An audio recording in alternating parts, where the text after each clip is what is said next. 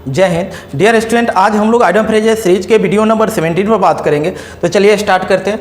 आपको दिमाग में जो रखना है, आज हम लोग जो बात कर रहे हैं डे 17 पर बात कर रहे हैं, यानी इससे पहले हम लोग ऑलरेडी 16 वीडियो अपलोड हो चुका है, तो उसे भी देखेंगे। अगर जिन लोगों ने नोट नहीं किया है तो उनको नोट करें उन सारे वर्ड को, क्योंकि एग्ज़ाम में जो आ रहा है मैं वही पढ़ा रहा हूँ, आने वाले एग्ज़ाम में भी वही आएगा, ये निश्चित रूप से आप ख्याल रखिए इसको। तो चलिए स्टार्ट करते हैं। हम लोग पहले नंबर से चलते हैं। देखिएगा, इन अ टाइट कॉर्नर का मतलब होता है इन वेरी डिफ़िकल्ट सिचुएशन, यानी मुश्किल परिस्थिति में होना, परेशानी में होना, यानी आप संकट की स्थिति में हैं, तब उसे बोलते हैं इन अ टाइट कॉर्नर, यानी मुश्किल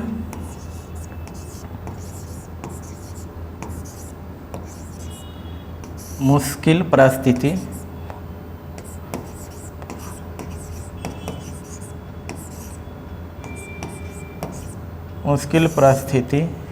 में होना।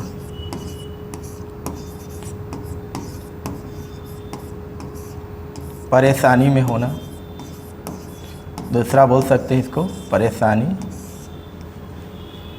में होना।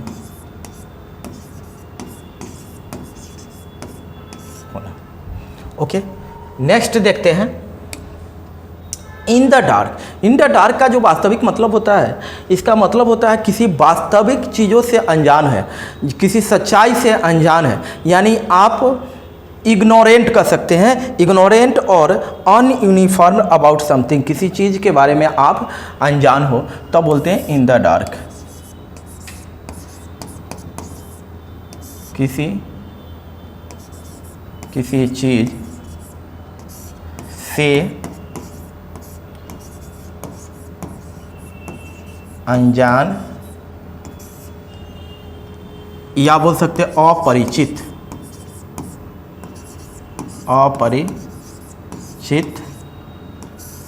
होना। ओके, नेक्स्ट देखते हैं house of card. House of card का मतलब होता है कोई ऐसा प्लान बना रहे हैं, योजना बना रहे हैं जो बहुत कमज़ोर हो, जिसके विरुद्ध बना रहे हैं, जिस काम के लिए बना रहे हैं, मतलब उस काम को निदान करने योग्य आपकी योजना या प्लान नहीं है, तब उसको बोलते हैं हाउस ऑफ कार्ड।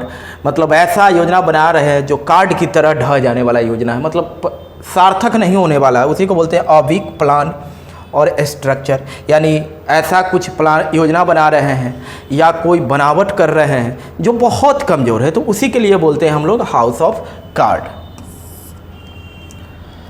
कमज़ोर वो लिख सकते हैं, कमज़ोर योजना, कमज़ोर योजना। नेक्स्ट देखते हैं गो डाउन द ड्रेन का मतलब होता है टू फेल, असफल हो जाना, टू बी स्क्वांडर और वेस्टेड, यानी कि निरर्थक साबित होना। तो इसी को बोलते हैं हम लोग गो डाउन द ड्रेन, यानी असफल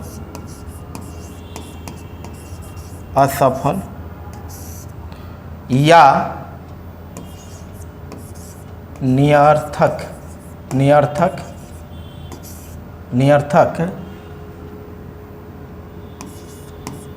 साबित होना।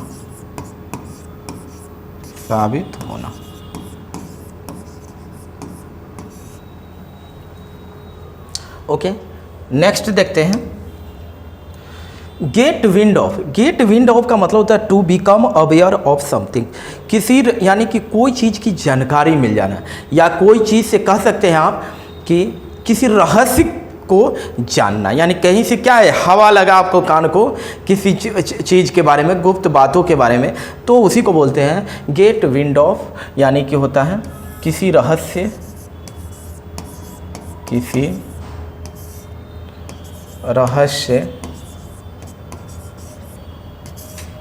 का पता चलना।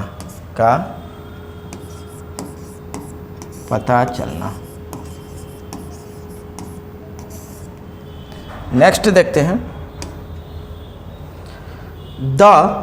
देखिएगा gift of the gap. Gift of तो गैप का मतलब जो होता है ना, उसका मतलब होता है बोलने की कुशलता, बोलने में कुशलता हो, अपने वाणी से किसी को खुश कर दे, अपना काम निकलवाने का आपका तरीका हो, यानी वाचाल लोगों को बोलते हैं गिफ्ट ऑफ द गैब, यानी कि बोलने की कला, the ability to talk confidently and impressive, मतलब किसी को क्या करे, अपने बातों से आकर्षित कर ले, अपने तरफ प्रेरित कर ले या अपने ख्यालों में डुबा ले उसे, मतलब ऐसी बात उससे करे कि आपके बारे में सकारात्मक सोच अगला के दिमाग में पैदा हो जाए, तो उसी को बोलते हैं गिफ्ट ऑफ द गैब, यानी बोलने में कुशलता। बोलने में कुशलता,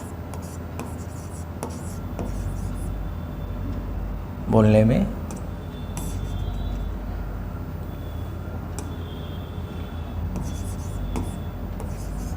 में कुशलता।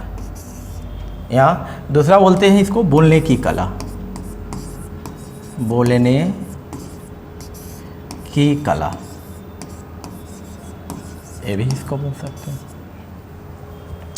नेक्स्ट देखते हैं feel one's collar. Feel one collar का मतलब टू अरेस्ट समवन, किसी को कैद कर लेना, यानी कि उसके क्या करना है, मतलब ऐसे भी ये आसान है, लिटरली सोचिएगा।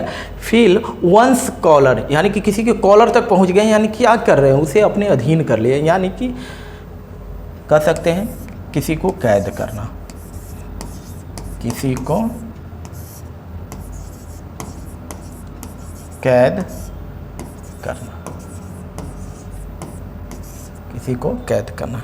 नेक्स्ट देखिएगा आई ओपनर। आई ओपनर का मतलब होता है कोई ऐसा व्यक्ति ना जो आपको वास्तविकता से अवगत कराता हो, यानी आपके दिमाग आँख पर पट्टी पड़ा हुआ, सच्चाई से आप दूर भटक रहे हैं जो है, तो कोई ऐसा व्यक्ति हो जो आपको आँख खोल दे, आपको सच्चाई से अवगत करा दे, नहीं तो वही उसी को बोलते हैं आई ओपनर। और शॉकिंग कहते हैं रिविलेशन, यानी कि मतलब बोल सकते हैं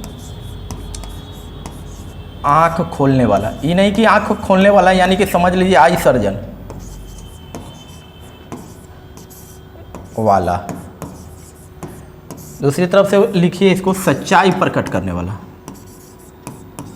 सच्चाई प्रकट, सच्चाई प्रकट करने वाला, करने वाला। नेक्स्ट देखते हैं हम लोग बाय एंड बाय का मतलब होता है ग्रेजुअली, यानी क्रमशः, क्रमशः यानी एक के बाद दूसरा कह सकते हैं, यानी क्रमशः। नेक्स्ट देखिएगा एट रैंडम का मतलब होता है बिना किसी कारण का, बिना तैयारी का, कह सकते हैं अचानक, तो उसी को बोलते हैं, यानी कि without any reason and planning, कह सकते हैं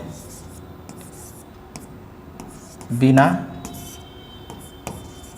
किसी कारण, किसी कारण या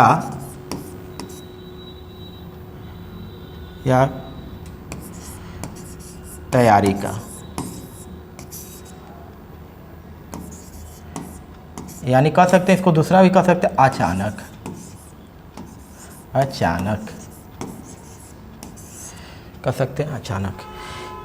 तो आज हम लोग नए 10 आइटम फ्रेजेज को देखे हैं इस सीरीज में, और यह सीरीज लगातार जारी रहेगा। तो जिन लोगों ने इनसे जुड़ कर नहीं है तो इस सीरीज से जुड़े रहें, नोट बनाते रहें, और आप देखेंगे आने वाले सारे एग्जाम में यहीं से क्वेश्चन आएंगे, क्योंकि मैं वही सारे इंपॉर्टेंट आपको बता रहा हूं जो बार बार एग्जाम में आ रहे हैं और आने वाले एग्जाम में भी आएंगे। तो निश्चित रूप से इसका नोट बनाएं, बार बार देखते रहें, फिर आपके दिमाग में यह सेट हो जाएंगे, फिर देखिएगा एग्जाम में अच्छे परफॉर्म करेंगे।